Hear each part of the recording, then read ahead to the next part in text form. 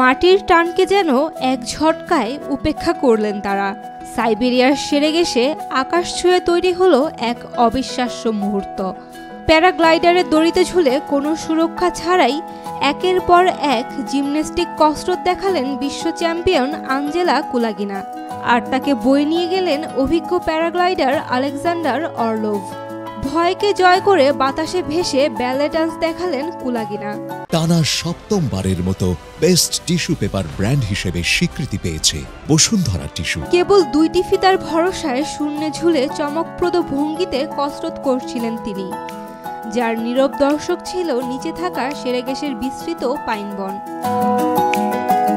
আয়োজকদের মতে খারাপ আবহাওয়ার কারণে প্রথম 2 দফা চেষ্টা ব্যর্থ হয়। তৃতীয় প্রচেষ্টায় অবশেষে অভিজ্ঞ পাইলট অরলোভ ও কুলাগিনা নিখুঁতভাবে সম্পন্ন করেন তাদের রুদ্ধশ্বাস পারফরমেন্স। এই কসরত ইতোমধ্যেই সামাজিক মাধ্যমে ভাইরাল। দুঃসাহসিকতা ও শিল্পগুণের জন্য তারা দুজনেই ভাসছেন প্রশংসায়। অনেকেই বলছেন আস্থা, শারীরিক সামর্থ্য ও শিল্পকৌশলের অনন্য নিদর্শন তৈরি করেছে তারা। সাইবেরিয়ার বরফ ঠান্ডা আকাশে এমন দৃশ্য যেন তৈরি করলো নতুন বিস্ময়। Sayem Akhtar, Daily Sun. Follow us on Facebook. Subscribe our YouTube channel.